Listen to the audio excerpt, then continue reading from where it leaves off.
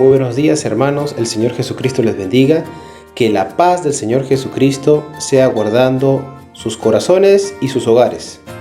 El día de hoy, antes de adorar al Señor Jesucristo, vamos a lecturar una porción de la Escritura que se ubica en Romanos, la carta de Pablo a los Romanos, capítulo 2, versículos del 14 al 15. Romanos 2, del 14 al 15. Dice así la palabra de Dios: porque cuando los gentiles que no tienen ley hacen por naturaleza lo que es de la ley, estos, aunque no tengan ley, son ley para sí mismos. Versículo 15. Mostrando la obra de la ley escrita en sus corazones, dando testimonio su conciencia y acusándoles o defendiéndoles sus razonamientos. El sello de la creación está escrito en nuestros corazones, en el interior. La conciencia, el sello perfecto de la mano preciosa del Señor, se encuentra en la conciencia del hombre, aquella que es corrupta por el pecado, pero nunca lo suficiente como para no saber que lo que estamos haciendo está mal. Y la rebeldía contra nuestro Creador es lo peor que le puede pasar a un ser humano. Gloria sea a Cristo, porque hemos sido liberados por su sangre preciosa de esa esclavitud. Vamos a agradecer al Señor porque Él, lejos de abandonarnos en nuestros delitos y pecados, nos ha liberado, nos ha rescatado. Vamos a orar. Cristo Jesús, tu palabra menciona que la conciencia es aquello que nos acompañará toda nuestra vida, porque está en nuestros corazones, escrita por tu mano preciosa y sustentada por ti también, Señor. Y tu Santo Espíritu es el que guía, Señor, esta conciencia para mostrarnos que estamos pecando o que deseamos hacerlo, y para evitar que nuestra lengua se desboque, Señor, en palabras que vayan en contra de tu santidad, en contra de tu presencia, Señor, santa, inmaculada, limpia, Señor, íntegra, sin ningún corte ni mancha. Te damos gracias, Cristo Jesús. Acompáñanos en este culto de adoración a tu santísimo nombre. Amén.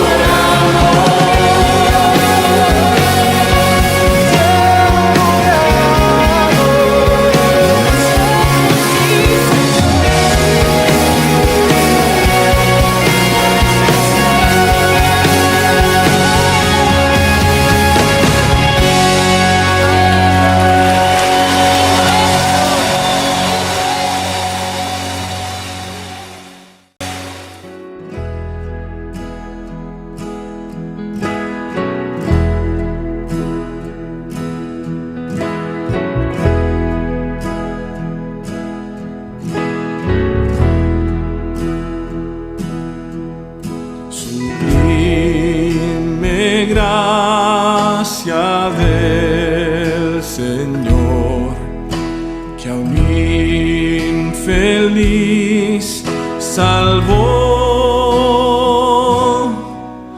Fui ciego, mas hoy veo yo, perdido y Él me halló. Su gracia me enseñó a temer, mis dudas ahuyentó. Oh, cuán precioso fue a mi ser cuando Él me transformó. Ya libre soy, Dios me salvó y mis cadenas Él rompió. Él me inundó con su perdón, sublime gracia, inmenso amor. En los peligros su aflicción que yo he tenido aquí, su gracia siempre me libró y me guiará feliz. Y cuando en Sión por siglos mil brillando esté cual sol, yo cantaré por siempre allí su amor que me salvó. Ya libre soy, Dios me salvó y mis cadenas Él rompió. Él me inundó con su perdón, sublime gracia en su amor. Ya libre soy, Dios me salvó y mis cadenas Él rompió. Me inundó con su perdón, sublime gracia en su amor, sublime gracia en su amor, sublime gracia en su amor.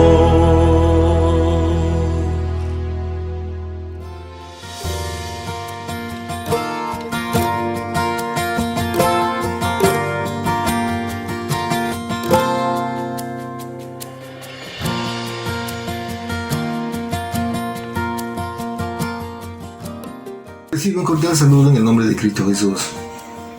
Hoy vamos a continuar con nuestros sermones basados en el libro de los Hechos. El anterior sermón nos hemos quedado terminando el capítulo 23. El título principal para este sermón lo he considerado tener una limpia conciencia. Tener una limpia conciencia. ¿Y qué significa tener una limpia conciencia? Entre los evangelios y todo el Nuevo Testamento se menciona hasta 31 veces la palabra conciencia. Vale decir que se debe mencionar una vez al día para hacernos recordar de la forma de cómo debemos actuar o cómo debemos conducirnos. Y tener una limpia conciencia significa saber lo que es bien, lo que está bien y hacerlo. Y saber lo que es malo y desecharlo. Eso es tener una limpia conciencia. O sea, hacer bien las cosas. Entonces, sale otra pregunta aquí. ¿Por qué estos fariseos tenían tanta cólera y tanto odio al apóstol Pablo? ¿Cuál era su principal motivación? Sabemos que ellos estaban equivocados. Los judíos, los fariseos, totalmente equivocados, con el ánimo de hacer bien las cosas o creyendo que está bien las cosas, haciendo mal. Pero hay otro factor aquí. Hay otra causa, otra motivación. ¿Por qué ellos tanto odio al apóstol Pablo? Vimos que el apóstol Pablo fue casi expulsado de Jerusalén y Dios lo movió para que él sea el apóstol de los gentiles, que no predique en Jerusalén, o sea, donde están los judíos, sino más bien lejos, mejor dicho, a los griegos, a los romanos, en toda Europa, Asia. Para esa zona fue llamado el apóstol Pablo. Pero estos judíos le tenían un odio increíble. En el capítulo 23 vimos inclusive algo como que un grupo, eso lo vamos a ver más adelante, un grupo de 40 hombres judíos habían hecho una promesa bajo maldición de no comer nada hasta que Pablo sea muerto, asesinado. Una de las motivaciones de que Pablo quería seguir predicando, quería enseñar a los judíos, a sus paisanos, es porque él mismo dijo en Gálatas 2:20: con Cristo he sido crucificado y ya no vivo, dice, y ya no soy yo el que vive, sino que Cristo vive en mí, y la vida que ahora vivo en la carne la vivo por la fe en el Hijo de Dios, el cual me amó y se entregó a sí mismo por mí. Entonces él sabía de que ya no tenía él ningún derecho sobre su vida, sino el Señor Jesucristo. Y en 1 Corintios 9:16, ¿qué dice? Me es impuesta necesidad, y ay de mí si no anuncio el Evangelio de Cristo, obviamente.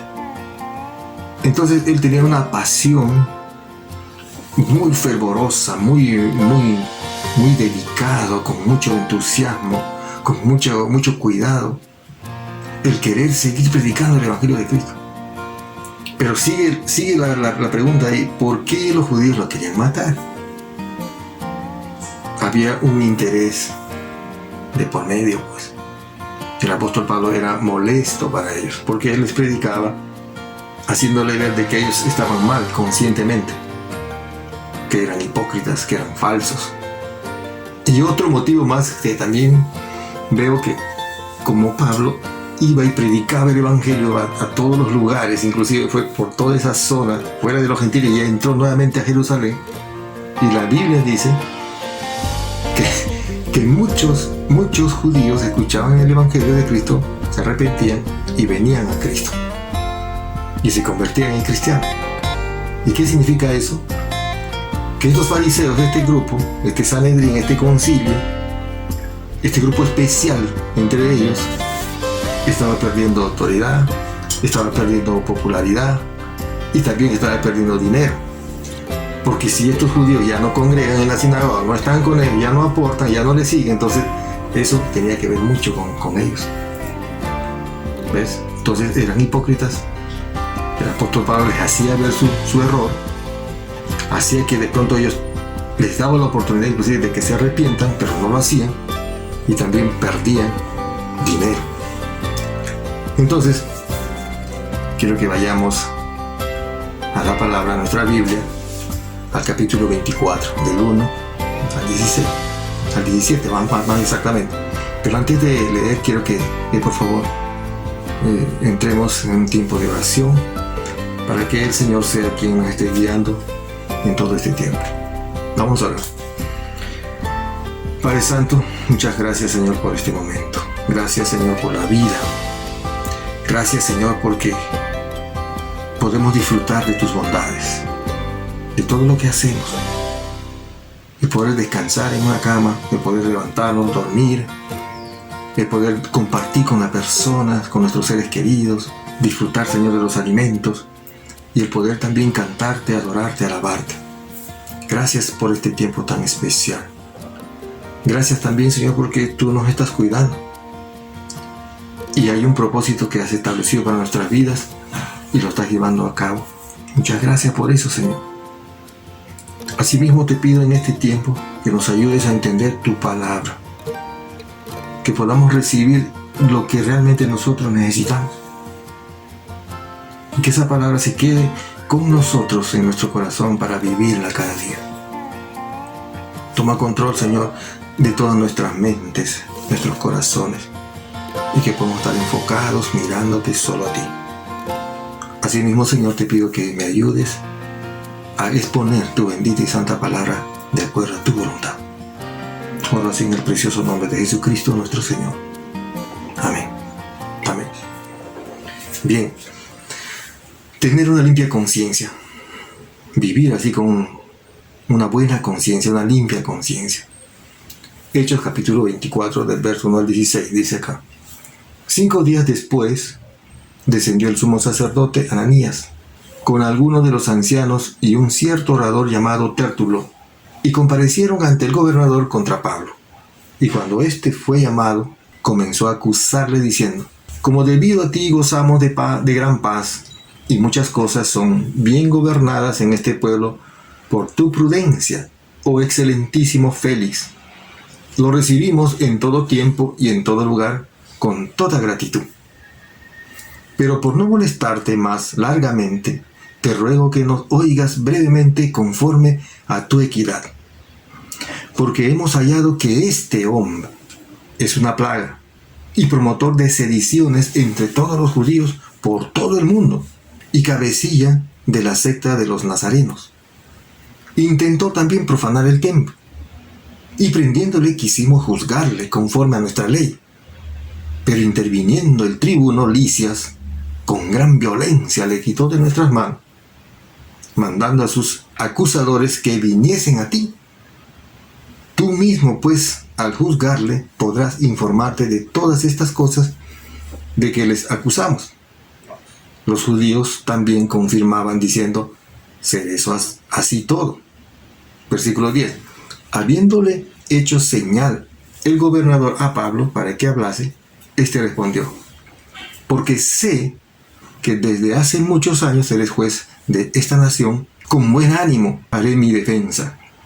Como tú puedes cerciorarte, no hace más de 12 días que subí a adorar a Jerusalén, y no me hallaron disputando con ninguno, ni amotinando a la multitud, ni en el templo, ni en las sinagogas, ni en la ciudad. Ni te pueden probar las cosas de que ahora me acusan. Pero esto te confieso que, según el camino que ellos llaman herejía, así sirvo.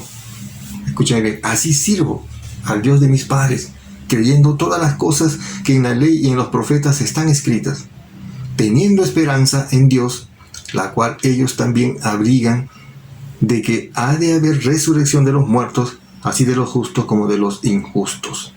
Versículo 16. Y por todo esto procuro tener siempre una conciencia sin ofensa ante Dios y ante los hombres. ¿Ya?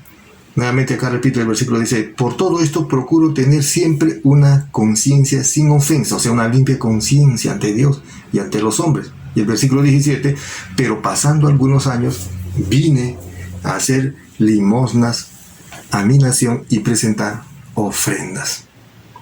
¿Qué le parece todo este párrafo? Muy interesante. Vemos aquí una vez más que ante una acusación muy incisiva, con mucha maldad, en Jerusalén, el concilio y todos estos fariseos querían realmente deshacerse del apóstol Pablo. Tanto es así que cuando no pudieron allí en Jerusalén, y cuando también hubo un grupo de estos fariseos que se habían hecho juramento con maldición para asesinar a Pablo, hacerlo sacar de la fortaleza, como para presentarse nuevamente ante el juez, allí en Jerusalén, y en el camino ellos querían asesinarlo. Y de esto Dios toma control y usa al sobrino de Pablo para que le comunique a uno de estos romanos, soldados romanos, y se entere el tribuno, y el tribuno se da cuenta de lo que querían hacer estos judíos. Entonces él sale desde Jerusalén hasta Cesarea. Y es un lugar muy, muy lejano, o sea, no es una cosa que uno puede ir así rápido, como más de 80 kilómetros de distancia desde Jerusalén hasta Cesarea. Entonces, vemos aquí que Dios obra de una manera muy especial. Primero con este grupo de personas que se hacen juramentos para asesinar al apóstol Pablo, con maldición. ¿Y sabe qué significa esta posición? Es como si dijera: yo seré maldito, castígame, oh Dios, si no cumplo lo que estoy haciendo o lo que me pretendo hacer.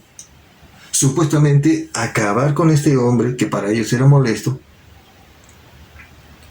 y si no, de no cumplir la promesa, entonces que Dios lo maldiga. Algo así tan poderoso, o sea, tan cruel. ¿Cómo podían ellos pedir una cosa así? Y supuestamente ellos eran los líderes del pueblo, líderes espirituales, los que enseñan la palabra, pidiendo a Dios: si no lo castigo, entonces yo seré maldito, si no lo mato, algo así.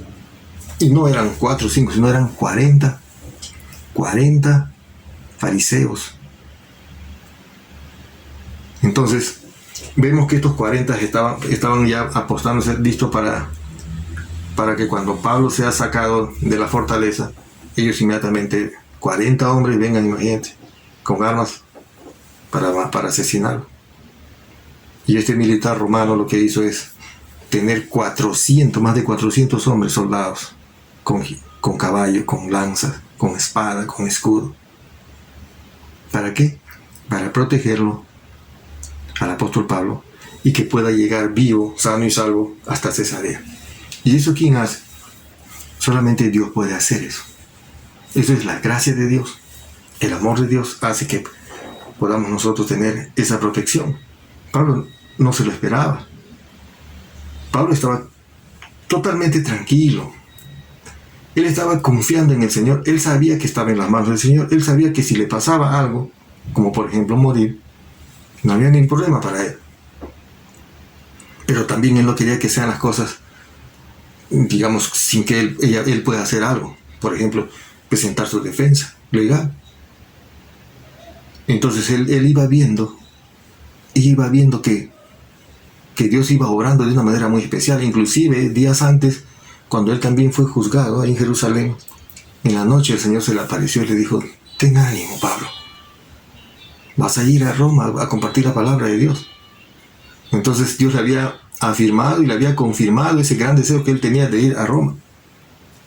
Pero sabía que en Jerusalén su vida estaba corriendo en peligro. Entonces la única forma de conservar su integridad física era estando él preso ahí en la fortaleza militar. ¿Por qué? Porque si él hubiera estado viviendo así como cualquier persona civil, libre, en una de esas se hubieran acercado y lo hubieran asesinado, porque esa era la intención de ellos. Entonces la única forma de preservar su vida, su integridad, era estando encerrado en la cárcel. ¿Ves? Entonces el plan de estos judíos de asesinarlo está desde el capítulo 23, del 12 al 15. Había un plan terrible de asesinarlo. Como vio que no podían, entonces buscaron otra forma de esperarle y sorprenderle. Pero como Dios ya actuó, entonces a las 9 de la noche salen con más de 400 soldados para proteger y preservar su integridad física de este varón hasta otra ciudad más grande, que en este caso era Cesarea, como por decir la capital de ese gobierno, la central. Ahí se fue, ahí lo llevaron. ¿Ves? Entonces vamos a ver aquí 3 aspectos que nos va a ayudar a entender mucho mejor de qué, cómo es vivir o qué es tener una limpia conciencia. ¿Ya? Finalmente vamos a ver por qué. Primero, vemos en este párrafo que hemos leído, de Hechos capítulo 24, el primer punto, la falsa acusación en contra de Pablo. Versículos del 1 al 9. Versículo 1 dice: 5 días después descendió el sumo sacerdote Ananías con algunos de los ancianos y un cierto orador llamado Tértulo, y comparecieron ante el gobernador contra Pablo. Como falló su plan de asesinarlo en Jerusalén al apóstol Pablo, entonces ellos se dieron cuenta que de noche salió un contingente, un ejército de más de 400 soldados armados totalmente, con caballos, con lanza, con espada, y el apóstol Pablo iba en un caballo, y que llegó más o menos en un viaje de 8 a 9 horas desde Jerusalén hasta Cesarea. Entonces ellos se dieron cuenta que Pablo ya no estaba en Jerusalén. Entonces aquí dice 5 días después, o sea, ahí nomás. Seguramente se dieron cuenta al siguiente día y prepararon. ¿Quiénes van? Una comisión. ¿Quiénes iban ahí? El sacerdote, el sumo sacerdote Ananías, con algunos de los ancianos, algunos, y un cierto orador llamado Tértulo. Este orador llamado Tértulo es un personaje que hacía las veces de abogado. Mejor dicho, que iba con ellos también. Solamente estos judíos, estos del concilio, contrataron a este hombre. Seguramente era conocido en la zona como un hombre experto en hablar o en presentar defensa o acusación. Entonces por eso que lo contrataron. Ellos llegaron ahí. Porque dice, comparecieron ante el gobernador contra Pablo. Entonces, vamos a ver aquí algo muy, muy especial. En primer lugar, como dije anteriormente, desde Jerusalén hasta Cesarea hay una distancia más o menos de más de 80 kilómetros, 90 kilómetros por ahí. Y una caminata así normal podría haberse llegado por lo menos en un día o 2 días, en 2 días por lo menos. Pero aquí no, aquí vemos que estos han llegado rápido, porque los caballos, pero estos señores también que han venido, estos acusadores también han venido, no sabemos, no dice la Biblia, de pronto quizás en caballos o a pie. Pero llegaron 5 días después de que él estuvo ya ahí preso. ¿Ve? El versículo 2 dice: y cuando este fue llamado, o sea, Tértulo, comenzó a acusarle diciendo, o sea, ya estamos en la corte ante el gobernador. ¿Y cómo se llama este gobernador? Félix, representante de Roma. Y la Biblia dice que era un personaje también muy conocido, era un hombre muy malo, muy corrupto. ¿Ve? Entonces, llega ya estos judíos para acusarlo. Ahora, ¿por qué llegan estos judíos a acusarle? ¿Qué es lo que sucede aquí con estos judíos? Vamos a ver más adelante, voy a explicar bien por qué ellos llegaban allá. Lo seguían a Pablo. Y por qué la autoridad civil romana le hacía caso. Eso lo vamos a ver. Cuando esto fue llamado, o sea, Tértulo comenzó a acusarle diciendo, como debido a ti gozamos de gran paz y muchas cosas son bien gobernadas en el pueblo por tu prudencia. Mira lo que habla este abogado. Oh excelentísimo Félix, lo recibimos con todo, dice, en todo tiempo y en todo lugar con toda gratitud. Vemos aquí que este personaje de una manera astuta se presenta ante la autoridad, de alguna forma halagándole, dándole con palabras, ¿no? Levantándole su ego así para que digan, sí. Y este hombre llamado Félix era un hombre muy malo, que sí se daba cuenta de todo.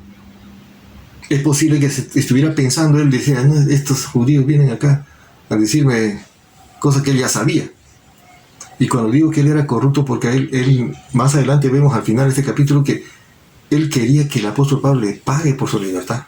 O sea, que le dé una coima. Y era bien conocido, y era abusivo también. En Cesarea era muy famoso y conocido por la actitud brutal que él tenía contra el pueblo judío.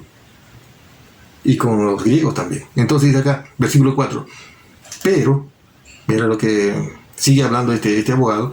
Pero por no molestarte más largamente, te ruego que nos oigas brevemente conforme a tu equidad. Es una actitud, digamos, que se presenta a él diciéndole que tú haces bien las cosas aquí y que nosotros estamos muy agradecidos. Y eso tampoco era cierto, porque los judíos jamás ellos aceptaban que en este caso los romanos tengan autoridad. Ellos los odiaban. y que tenemos paz y vivimos tranquilos gracias a tu inteligencia, a tu capacidad, estamos aquí y venimos, y bueno, no te queremos molestar mucho, queremos brevemente contarte y decir lo que está pasando con este señor que lo tienes aquí detenido, llamado Pablo. ¿Se da cuenta? Entonces, vemos aquí que cuando una persona adula a otra persona, generalmente en la Biblia también está escrito, y es un pasaje que casi no se habla. O sea, el adular a otra persona, eso es pecado también. Y eso a veces como que no pensamos que es así. A veces nosotros podemos pensar, no, que es un respeto, una consideración que tengo yo para este hombre. No. En Romanos 16, 18 dice, porque tales personas no sirven a nuestro Señor Jesucristo, sino a sus propios vientres. Y con suaves palabras y lisonjas engañan los corazones de los ingenuos. Las palabras lisonjas es adular. Pero aquí dice es una actitud falsa, o sea, con un propósito egoísta para tratar de sacar un provecho. ¿Cuántas veces nos hemos topado con esa clase de personas? Que se acercan a alguien y de pronto hablan cosas buenas en su delante y le dicen cosas bonitas. Tiene otro nombre criollo que nosotros decimos acá. Pero cuando se da las espaldas, habla todas las cosas malas. Entonces, algo parecido era este grupo de ancianos que fue con este sumo sacerdote llamado Ananías, que también era corrupto. Ustedes se acuerdan en el capítulo 23 que Pablo le dijo que era sepulcro blanqueado. Entonces, con este abogado llamado Tértulo, de ser totalmente falsos, ¿no? Y entonces le van y le dicen así, que usted ha hecho buen trabajo aquí, que hay cierta paz y está muy reconocido, la gente lo reconoce y se puede notar de aquí en las calles, así que no queremos molestarte mucho y queremos presentar esta acusación de manera formal, o sea, con todo el formalismo que se le quiera, pero muy falso, muy falso. Entonces hay que tener cuidado con esas actitudes de halagar a una persona cuando no se merece o no es cierto. ¿Ves? Vamos a ver aquí entonces en Judas 1:16 dice, habla de aquellas cuya boca habla cosas infladas, adulando a las personas para sacar provecho. Nuevamente aquí, los aduladores. Este grupo de acusadores adulando a la autoridad, pretendiendo que con esa suave expresión o supuestamente una presentación muy respetuosa entre ellos, con mucha reverencia, van a lograr su cometido.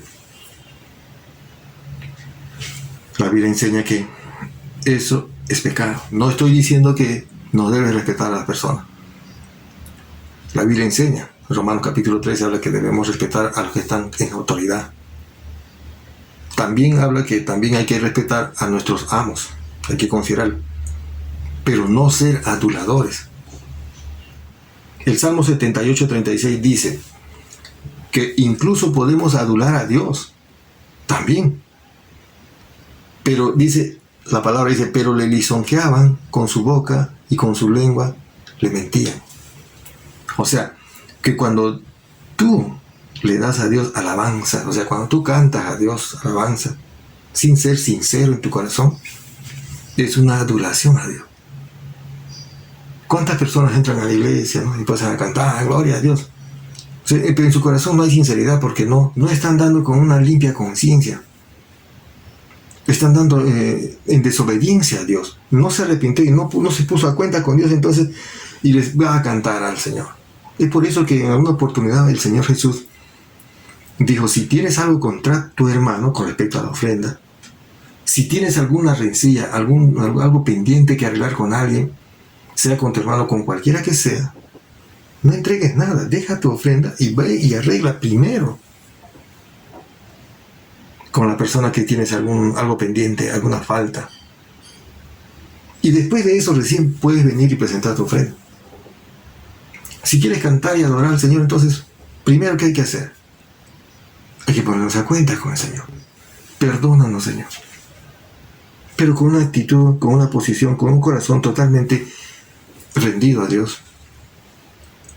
Tenemos que pedir perdón al Señor. Es por eso que muchas veces cuando vamos a leer la palabra de Dios hay que orar. Cuando vamos a cantar alabanzas, también hay que orar, hay que pedir al Señor que nos haga dignos de presentar nuestra alabanza. No seamos así como dice la palabra aquí. El Salmo 178, 36. Pero dicen, le lisonjeaban con su boca y con su lengua le mentían. Tenemos que cantar, tenemos que servir al Señor, tenemos que cumplir nuestro ministerio, tenemos que estar a cuenta con el Señor. No podemos estar así, porque el Señor no lo recibe, el Señor no lo acepta. Por más que tú tengas, sabes que yo estoy ayudando al ministerio, estoy apoyando al ministerio, estoy dando tanto de dinero, pero si tú tienes un corazón no arrepentido, no reconciliado con Dios, no sirve de nada. ¿Por qué? Porque el Señor no lo recibe, no lo acepta. Necesitamos entonces tener una actitud, una mente limpia, una conciencia limpia. Y una conciencia limpia, dijimos al principio, que es saber lo que hay que hacer, o sea, las cosas buenas y las cosas malas, rechazarlas. Si hemos actuado de una manera incorrecta, haciendo algo lo malo, entonces ¿qué tenemos que hacer? Arrepentirnos. Hay que rechazar eso, esa vida, esa actitud. Una mentira, algo de ofensa, hay que rechazarlo y hay que pedir perdón a la persona que se ofende y también a Dios hay que pedir perdón. Tener una limpia conciencia. Así vivía el apóstol Pablo. Y al final vamos a cerrar esto de limpia conciencia para que se vea, sepas cuál es tu actitud como un verdadero hijo de Dios o como un cristiano que te llamas un cristiano. Porque hay un peligro de no reconocer faltas y ofensas, porque si no se endurece el corazón. Y el corazón duro hace que tengas una conciencia mala y tengas que vivir de manera hipócrita, falso, como este grupo de ancianos del concilio. Versículo 5 dice, porque hemos hallado, está acusando a este abogado llamado Tértulo, hemos hallado que este hombre es una plaga y promotor de sediciones entre todos los judíos por todo el mundo y cabecilla de la secta de los nazarenos.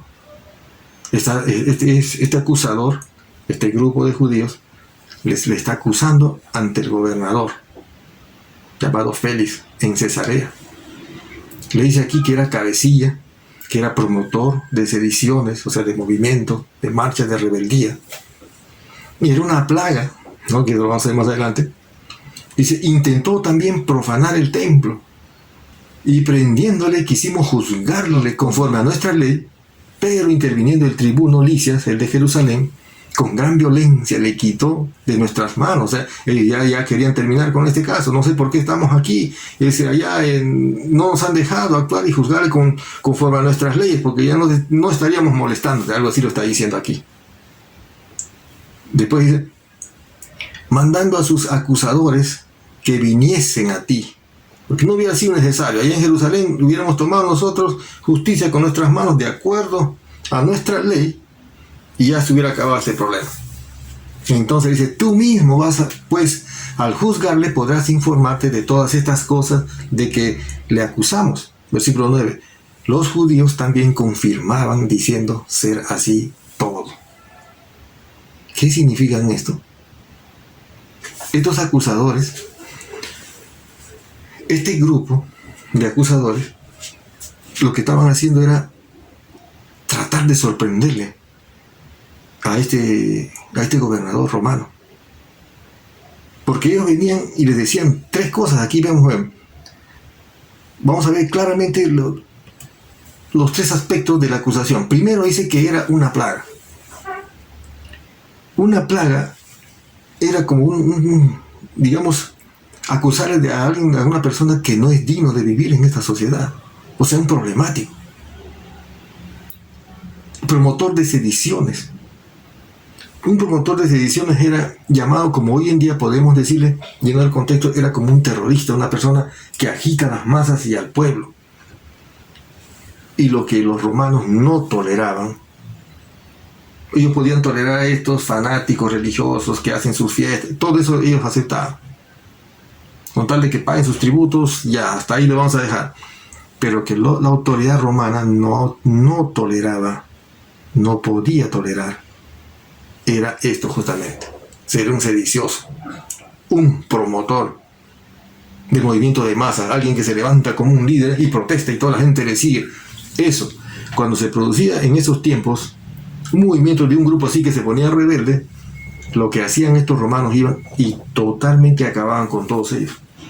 Generaban una matanza, pero como para que quede como lección, para que nadie más por ahí pueda levantarse. Alguien por ahí quiera levantarse nuevamente, se veía, entonces iba un grupo de soldados, y soldados eran pues hombres bien forzudos, llenos de armas, con mucha protección, con coraza.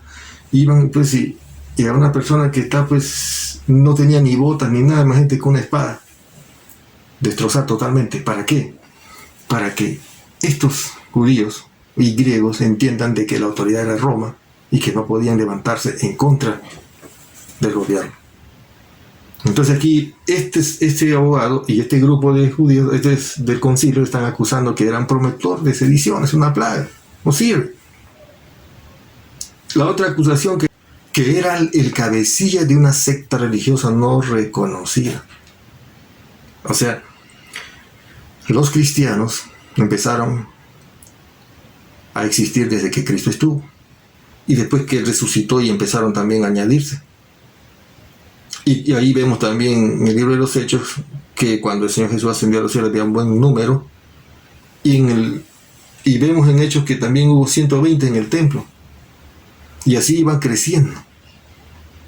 Entonces habían pasado más de 50 años. A ver, claro, por medio de 40 años a 50 años. Y estos judíos decían que era una secta religiosa no reconocida. ¿Ves? Y que esta secta religiosa estaba en contra de los romanos. Si el apóstol Pablo enseñaba que se debía cumplir la ley, la autoridad, que debía uno, y mismo Señor Jesús también dijo: a César lo que es de César y a Dios lo que es de Dios. O sea, no había sustento. Su acusación no tenía peso. Y el apóstol Pablo dijo que no tenía nada que ver con eso. O sea, no era un terrorista, no era un líder así que se amotinaba y que levantaba y que iba en contra de la autoridad, en este caso de Roma. Entonces, que era una plaga, que era promotor de sediciones, que era un cabecilla de una secta religiosa, o sea, de cristianos, y el último, que intentó profanar el templo. Escúchame, intentó. O sea, una cosa que diga que quiso hacerlo, otra cosa que sí lo hizo. Pero acá dice intentó profanar el templo. Esto fue un cargo fabricado, dice, ¿no?, a base de rumores. En Hechos 21 se menciona esto, que cuando él vino en su segundo viaje misionero, unos judíos le habían seguido desde Asia, había venido de Éfeso, de esa zona había venido, porque siempre donde él iba también había judíos que se convertían a Cristo y otros no. Y ellos vinieron a acusarlo, sí, que en ese tiempo no estaba permitido entrar a la sinagoga, al templo, si no era judío. Tenía que ser judío, circuncidado, para poder entrar. Inclusive las mujeres entraban hasta una puerta, nomás hasta la primera puerta. Y los gentiles, los griegos y los romanos, no entraban afuera, nomás se quedaban. Tampoco podían entrar al templo alguien que tenía algún defecto, estaba enfermo, no podía entrar. O si era ciego, si era cojo, no sé, manco. O sea, tan exquisitos eran estos, imagínate, religiosos, y que predicaban que hay que amarnos unos a otros, que hay que amar a Dios. Y el Señor Jesús no vino a enseñar esas cosas, esas prácticas de estos judíos. Por eso el Señor Jesús les decía que eran falsos, que eran hipócritas, porque ellos decían amar a Dios, que debían amar al prójimo, pero ellos no cumplían. Entonces, en esa época, que un integrante de la sinagoga, un judío reconocido, no podía llevar a un amigo, digamos a un romano o a un griego, no podía entrar en la iglesia. Porque si esa persona llevaba a una persona que no es judía, entraba al templo, eso se llamaba profanar, ensuciar, contaminar. Y eso era un delito también, pagado con la vida. Y ahí sí no tenía nada que ver ya la autoridad civil, sino que era como unas reglas que los fariseos, esto del concilio, ellos habían ya establecido que así sean, que nadie puede meter, nadie puede llevar a alguien que no sea judío, porque si no, debía ser sancionado, debía ser castigado. Inclusive también si una persona sin que sea invitada, un ciudadano, por ejemplo, romano o griego, quisiera entrar a la iglesia solo, sin que nadie le haya invitado y quiera entrar o entra, él mismo era responsable de la desgracia que le podía pasar, o sea, del asesinato, de la muerte. Él pagaba con su vida. Así de estricto eran estos religiosos judíos. Y estos son los que estaban acusando al apóstol Pablo frente a esta autoridad romana que se llama Félix. Y este hombre Félix, él se ganó esa posición porque él tenía un hermano, altos funcionarios en Roma. Él tenía una amistad cercana. Por eso es que él logra obtener, porque él, cuando era niño era esclavo, ganó su libertad. Y así como era esclavo, era brutal. Era un hombre corrupto, perverso. Inclusive la esposa que él tenía era que había quitado de otro hombre. Y así era de corrupto, entonces vivía así. Entonces manejaba esa ciudad en Cesarea solamente con la amenaza de la fuerza. Porque cuando él decía, vayan a tal sitio y saqueen o maten, los soldados iban y lo hacían todo. Entonces de esa forma estaba gobernado en esa época estos judíos y los griegos también. ¿Por qué? Porque eso era lo que dictaba el gobierno romano. Entonces este hombre era un abusivo, era un dictador, era un hombre muy malo, muy malo. Como actualmente también hay así, hombres dictadores, malos, que mandan a matar a cualquiera que se le opone o a cualquiera que se levanta en contra. ¿Qué hace? Así hacen los dictadores. Este hombre era un dictador. Entonces, ¿cómo es que este hombre, siendo tan malo, viene a escucharle a estos judíos? Y que viene a hablar justamente de la situación de otro judío.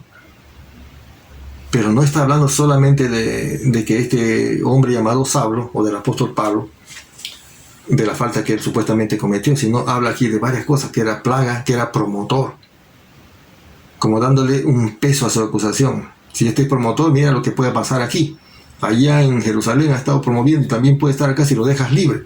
Así que entréganos para nosotros juzgarlo con nuestra ley. Por eso dijeron último, intentó profanar. Entonces, lo que cabía aquí, digamos humanamente pensando, era que esta autoridad romana diga, ¿sabe qué?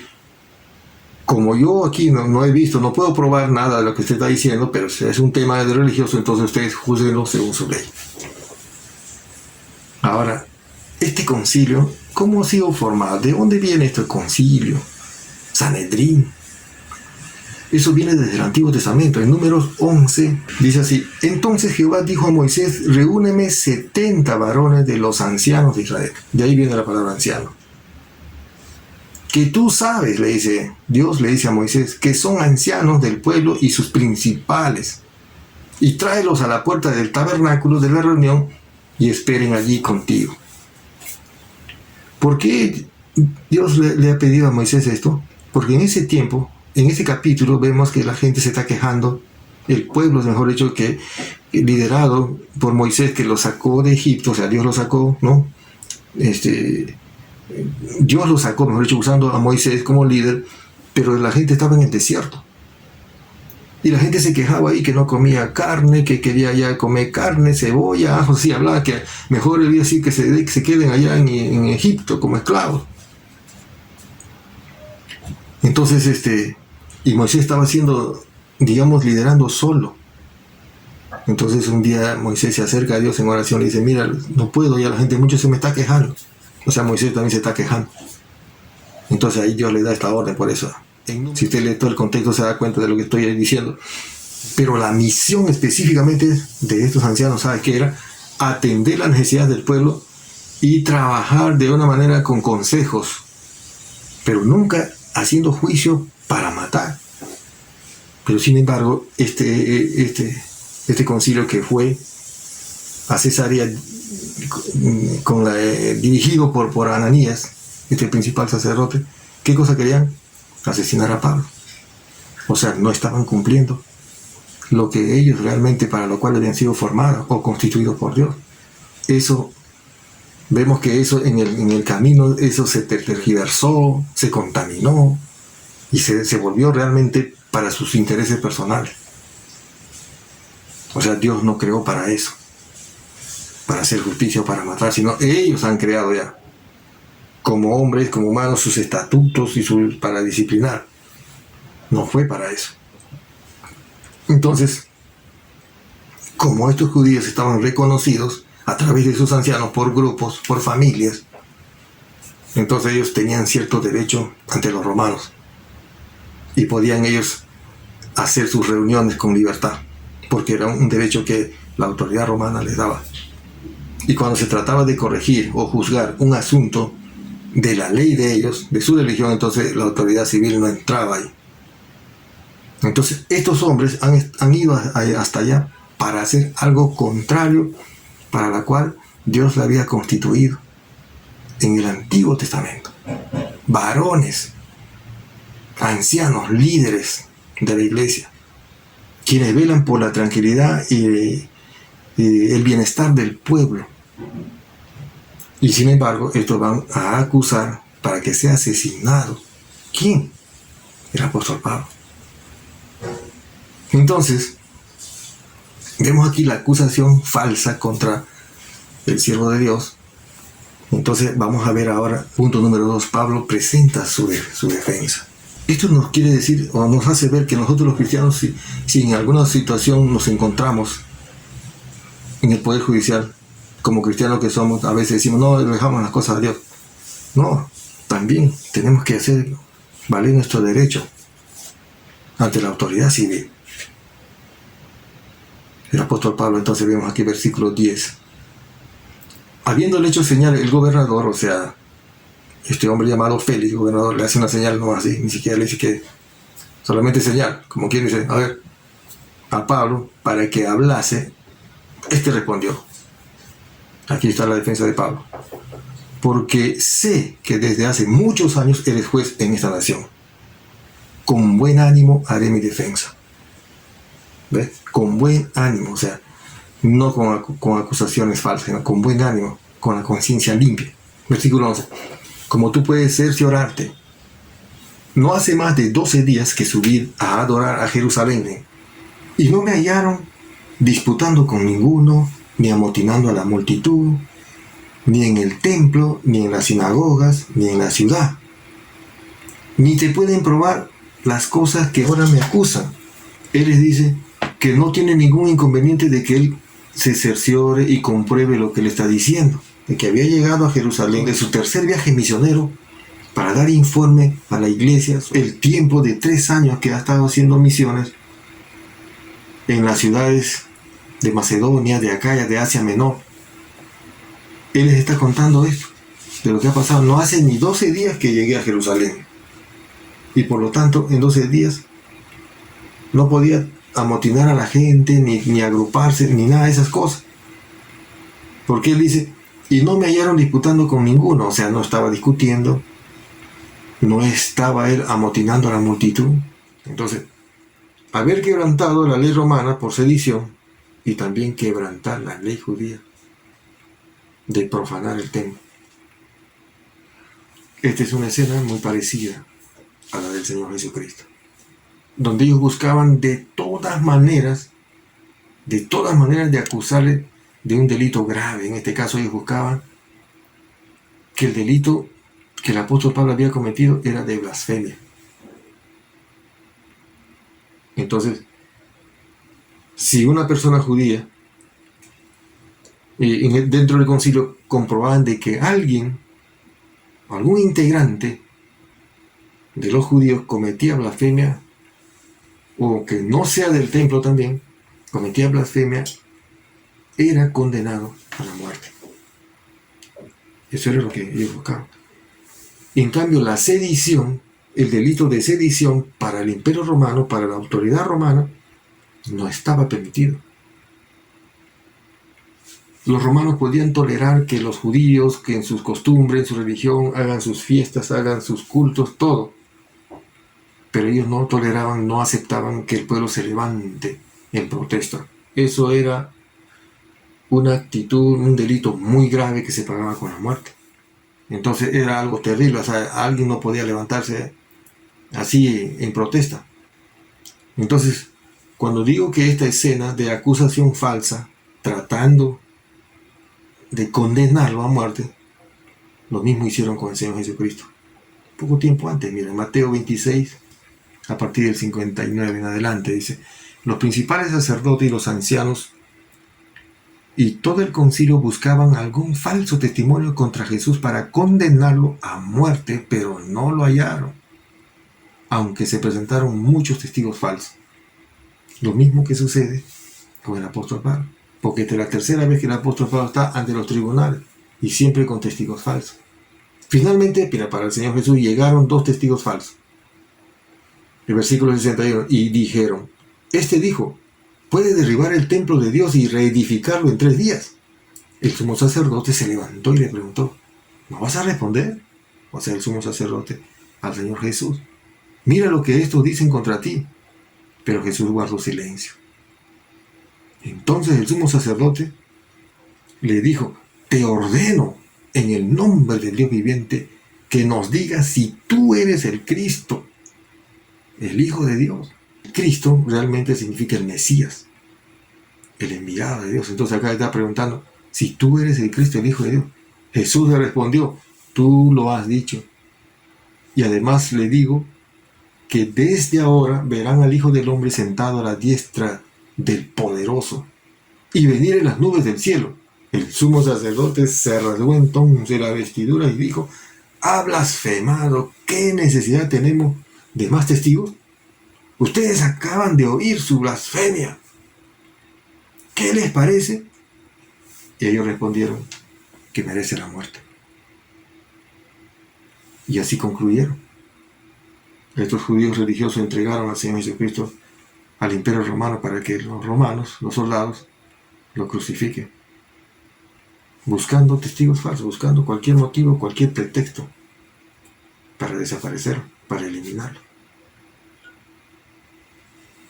Pero eso no concluyó el propósito, ni frenó el plan de Dios. Lo mismo sucede con el apóstol Pablo. Pase lo que pase en tu vida, tú tienes que seguir adelante. Lo que pasa con el apóstol Pablo. El punto número 3 dice: continuar sirviendo a Dios. Sea cual sea tu situación, tu condición, tú tienes que seguir siendo fiel al Señor. Te puede pasar a una situación complicada, como de enfermedad o alguna desgracia, de pronto quizás algún problema familiar muy fuerte. Tú tienes que continuar sirviendo a Dios. Versículo 14. Pero esto te confieso que según el camino que ellos llaman herejía, así sirvo al Dios de mis padres. Él seguía sirviendo al Señor, creyendo todas las cosas que en la ley y en los profetas están escritas. Le estoy diciendo así lo que yo creo, lo que ellos creen también, porque el versículo 15 dice: teniendo esperanza en Dios, la cual ellos también abrigan, ellos también tienen, o sea, los que le están acusando. Dice, de que ha de haber resurrección de los muertos, así de justos como de injustos. ¿Eso pensaban los judíos? ¿Sí? Estos integrantes del Sanedrín, del concilio, pensaban en esto, creían en esto. ¿Sí? El apóstol Pablo también le dijo: yo también creo en esto. Igual, estamos igual. Versículo 16. Y por esto procuro tener siempre una conciencia sin ofensa ante Dios y a los hombres. De aquí nace el título de este sermón. Procuro tener siempre una limpia conciencia ante Dios y ante los hombres. Eso es lo que tenemos que hacer nosotros, procurar siempre vivir en esa actitud de tener una limpia conciencia. Una limpia conciencia significa de que me estoy esforzando en hacer lo bueno, porque sé que es lo bueno. Y también me estoy esforzando en no hacer lo malo, porque yo sé qué es lo malo. ¿Ves? Y el versículo 17, mira lo que dice. Pero pasados algunos años vine a hacer limosnas a mi nación y presentar ofrenda. Aparte de hacer su informe de cómo Dios se había glorificado y cómo Dios se había manifestado de manera poderosa en salvar muchas almas, muchas vidas, en la zona donde él fue en su tercer viaje misionero, también vino no solo con las manos vacías, sino trayendo una contribución. Él dice acá, vine a hacer limosnas a mi nación y presentar ofrendas. Y así me persiguen. Romanos 15:26 dice, porque Macedonia y Acaya tuvieron a bien hacer una ofrenda para los pobres que hay entre los santos que están en Jerusalén. Durante esos 3 años él estuvo viajando y dentro de sus mensajes también estaba su testimonio, cómo había conocido a Cristo, cómo había sido redimido, cómo había sido restaurado. Entonces, y él predicaba el Evangelio y mucha gente también se arrepentía y venía a Cristo. Entonces, ¿qué había pasado acá con Macedonia, Acaya y toda esa zona del Asia Menor? Turquía. Vamos a enviar nosotros una contribución a los hermanos pobres de Jerusalén. Eso es lo que dice acá, porque Macedonia y Acaya tuvieron a bien hacer una ofrenda para los pobres que hay entre los santos, los hermanos, los cristianos que están en Jerusalén. Y esa es una postura, una actitud que debemos tener siempre nosotros, de ser agradecidos. Los hermanos de esta zona, de Macedonia y de Acaya, dijeron, el Evangelio de Cristo, esta bendición que no tiene precio, ha venido de ellos. Vamos a contribuir y vamos a ayudar a los hermanos que están viviendo allá, hermanos que están viviendo en necesidad. Entonces, el apóstol Pablo aceptó y llevó esa contribución, esa ofrenda especial para los hermanos en Jerusalén. Así como en toda iglesia, como en todo pueblo, hay hermanos que quizás están en condiciones, digamos, aceptables, buenas, y también hay hermanos que están en muy malas condiciones económicamente. Generalmente hermanos que son pues las viudas, por ejemplo, ¿no? Huérfanos. En la iglesia hay ese tipo de personas, sí. Porque aquí dice, hacer una ofrenda para los pobres que hay entre los santos, los hermanos que están en Jerusalén. Tú y yo tenemos que tener esa actitud siempre de ser agradecidos con el Señor. Tenemos que mostrar. No solamente decir que somos así, sino también mostrar. Y eso solamente lo puedes hacer cuando tienes una limpia conciencia. Una limpia conciencia significa que reconoces lo que Dios ha hecho en ti, en tu vida. Dios te ha perdonado. Dios te ha limpiado. Ha regenerado tu vida y tú eres otra persona por la gracia de Dios. Has escuchado el bendito Evangelio, el poderoso Evangelio. La palabra es poder de Dios. El Evangelio es poder de Dios. Has recibido eso. ¿Y de qué manera eres agradecido con Dios? Hay mucho por qué ser agradecido. Una de las formas es contribuyendo y otra forma es ir también a las personas que no conocen el Evangelio de Cristo. Porque el Evangelio de Cristo es poder para la salvación del hombre. Y eso es lo que yo tengo que pensar siempre. ¿Salvación de qué? De la esclavitud del pecado de un hombre o de una mujer que está involucrado en el vicio, que no sale del vicio, del licor, del droga, lo que sea. Entonces con el Evangelio de Cristo va y tiene poder para que esa persona sea transformada, sea cambiado y sea realmente la persona que Dios quiere que sea, para la cual ha permitido que venga a este mundo y viva para cumplir su propósito. Entonces vemos aquí una falsa acusación. Vemos acá la defensa de este siervo. Y también vemos la fidelidad de continuar sirviendo al Señor. Vamos a ver la conclusión aquí. Como primer punto, ¿por qué este hombre llamado apóstol Pablo? ¿Por qué tanta fidelidad al Señor? A pesar de que su situación era muy difícil. Estaba preso, estaba siendo acusado falsamente con la intención de asesinarlo, pero estaba fiel al Señor Jesús. ¿Por qué? Con ese deseo intenso de compartir y predicar el Evangelio de Cristo. Obviamente hay muchas razones, pero hay algunos que son muy puntuales. Aquí te quiero poner uno, por ejemplo. Porque la ira de Dios se revela desde el cielo contra toda impiedad e injusticia de los hombres. Dice que con injusticia restringen la verdad. Esto está hablando de quién, de nosotros, así somos nosotros. Todos los hombres que no tienen a Cristo es así. Y le está diciendo que Dios va a hacer justicia. La ira de Dios se revela desde el cielo contra toda impiedad e injusticia de los hombres. Que con injusticia restringe la verdad, porque dice lo que se conoce acerca de Dios es evidente dentro de ellos, pues Dios se lo hizo evidente. La misma vida que yo tengo, la que usted tiene, las cosas que puedes disfrutar y las cosas que usted se da cuenta y sabe que no está bien y las cosas que usted sabe que está bien. O sea, todas esas cosas son evidencias de que Dios ha puesto en nuestro corazón, porque desde la creación del mundo sus atributos invisibles, su eterno poder y su divinidad se han visto, dice, con toda claridad, siendo entendidos por medio de lo creado, o sea, de las cosas que existen. Luego el sol, en el día las nubes, las aves, los seres vivientes, la naturaleza. Eso fue creación, es creación de Dios. Es una evidencia de que Dios existe. Todo la galaxia, el sistema planetario, ese orden que existe, aquí está. De manera que no tienen excusa, dice.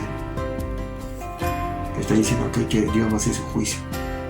Pues aunque conocían a Dios, no le honraron como a Dios, ni le dieron gracias, sino que se hicieron vanas en sus razonamientos y su necio corazón fue entenebrecido.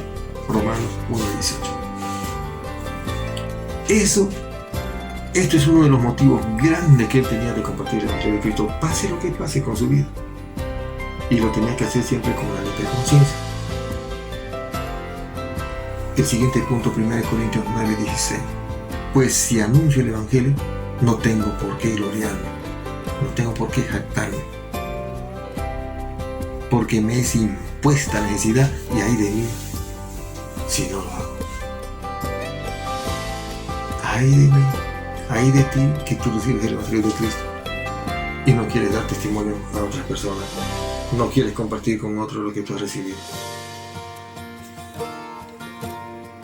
Y hay muchos motivos más, pero quiero centrarme solamente en estos dos puntos. ¿Qué estás esperando?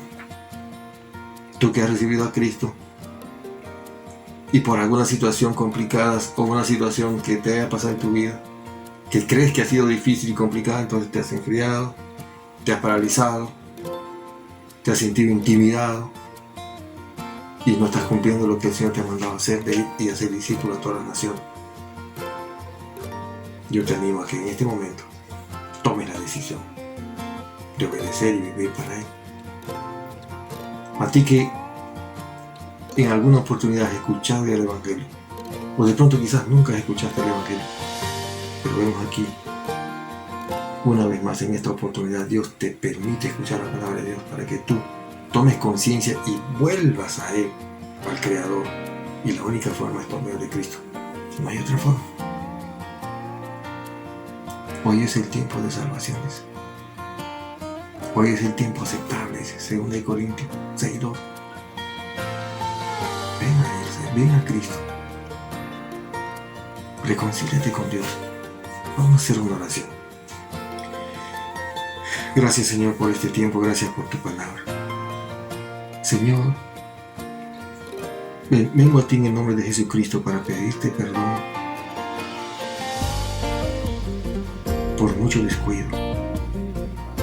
He sido muy insensible a la necesidad de otra persona,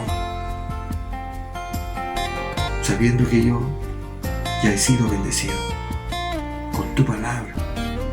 Y en esta oportunidad, una vez más, Señor, me haces ver que tú me sigues dando oportunidad. Por eso te pido que me perdones por haber sido negligente, por no darte las gracias, por no reconocerte. Perdóname, Señor. Y ayúdame a vivir para tu propósito. Límpiame de toda mi maldad, de todo mi pecado.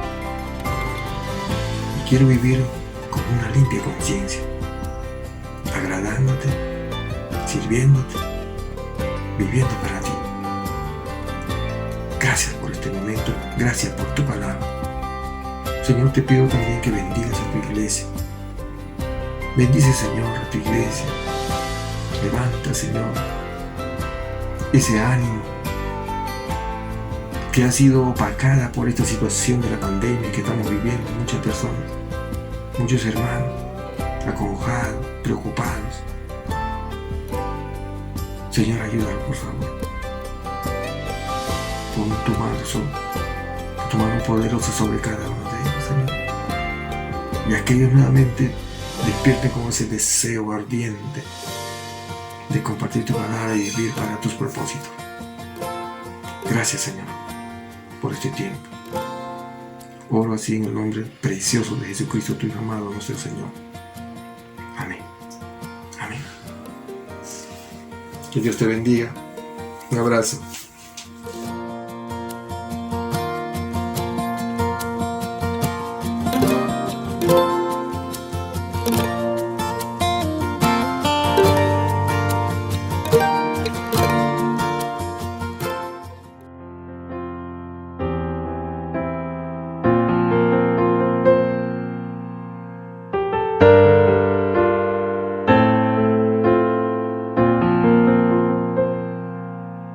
Señor, mi Redentor y roca, gran tesoro de mi corazón.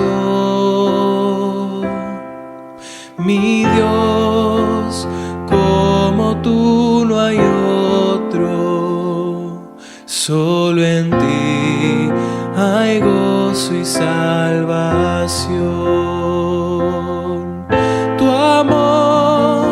Más alto que los cielos, tu gracia más honda que el mar, tu ley es mi sabiduría, mi bien mayor y mi necesidad.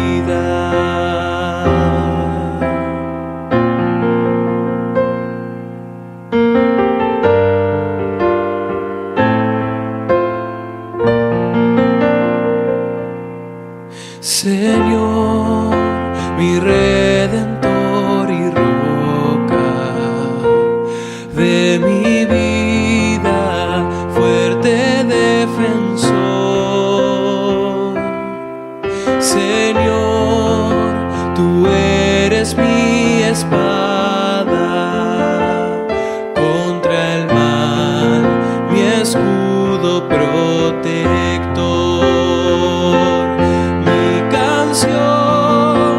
Acechan enemigos, esperanza en medio del dolor, mi bien en todo sufrimiento, refugio fiel en densa oscuridad.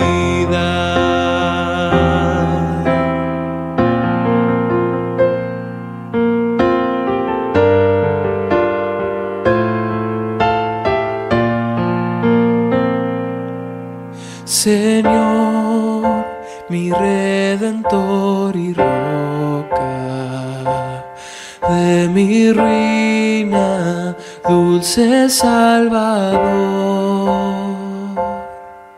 mi cruz y culpa en tus hombros, tú por mí sufriste hasta morir.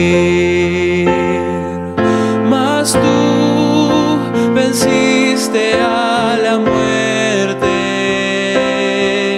en ti encuentro libertad.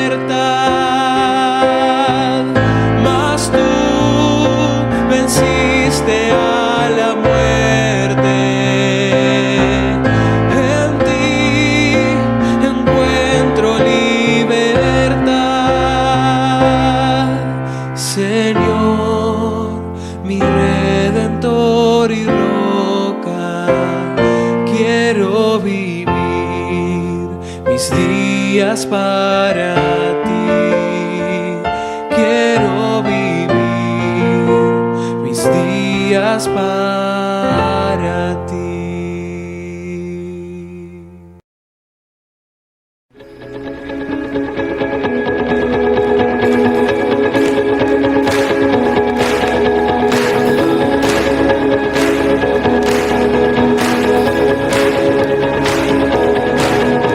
Castillo fuerte es nuestro Dios, escudo siempre fiel.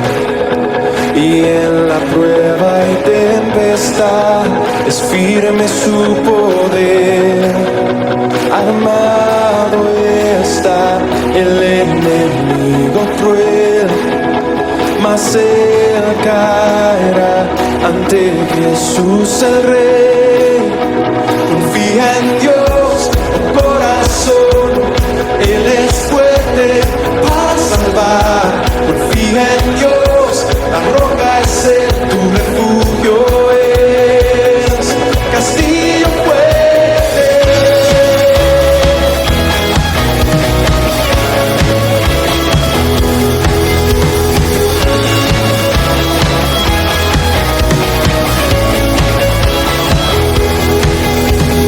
Fuerzas yo no confiaré, o en vano lucharé, pues mi confianza está en aquel que reina con